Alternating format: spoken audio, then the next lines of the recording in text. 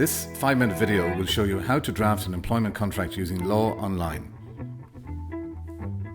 By law, an employee with at least 1 month's continuous service must be provided with a document outlining certain minimum details of their employment. This must be done within 2 months of starting. Certain minimum terms must be provided.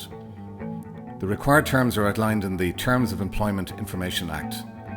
The consequences of not providing this information could be serious, such as an award of compensation in any employment tribunal proceedings.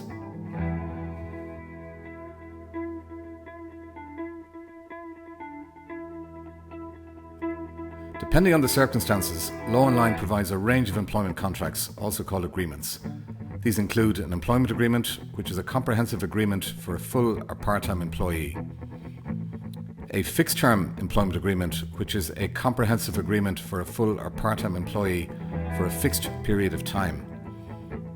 A low-hours employment agreement, which provides for a minimum guaranteed number of paid hours, but does not specify any workdays or start or finish times. A statement of changes in terms of employment. This is used to inform an employee of any changes to their terms. We also provide a consultancy agreement, a director's service agreement, and a work experience agreement. Here we will use what is called an employment statement as an example of the drafting process. The LawOnline employment statement is the simplest form of employment contract that you can legally use. It meets all of the requirements of the Terms of Employment Information Act. To access this document, select Business on the homepage to get to Business Documents. Scroll down the Law area index seen on the left-hand side. Click on Employment Contracts and then on Employment Statement.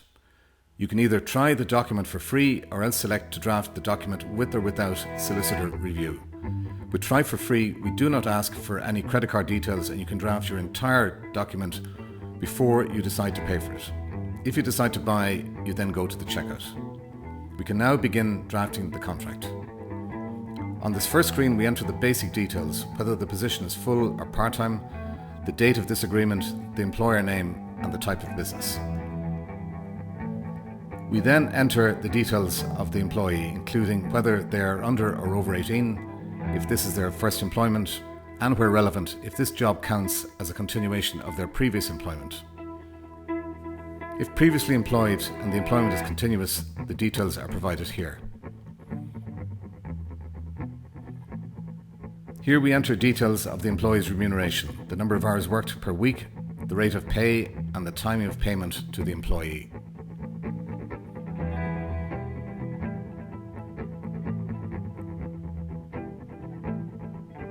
This screen asks for further details, including the days of the week the employee is required to work and the start and finish times if relevant. If the employee is paid per hour, there is no need to specify start and finish times.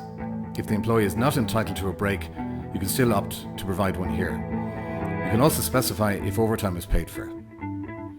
If you offer a share option scheme, you can state this here. You need to indicate the address where the employee will work, which could be different to the main address of your business. If the employee is required to work at other sites or outside of the Republic of Ireland, this also needs to be mentioned. Enter details of the employee's annual leave here. You are first asked to indicate whether you will be giving the employee the statutory minimum annual leave or in excess of that. Other annual leave details include the length of the notice period and the amount of leave that can be taken at a time. If your business shuts down at a specific time of the year, you can specify the details here.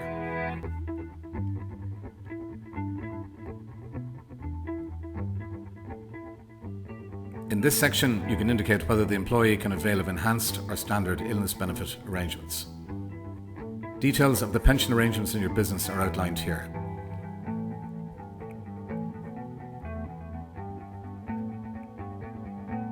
Specify the retirement age here and if retirement is automatic or not on reaching that age. Here you indicate whether the employment is for a fixed term, is temporary or permanent.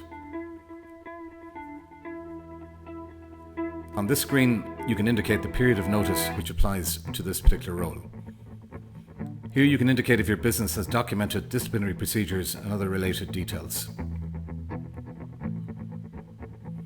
You can state if the terms of employment are affected by any collective bargaining process with a union or professional association. finally enter the name and position of the signatory on behalf of the employer. You can now save your document. You can edit it further if necessary, or else download it in either Word or PDF format.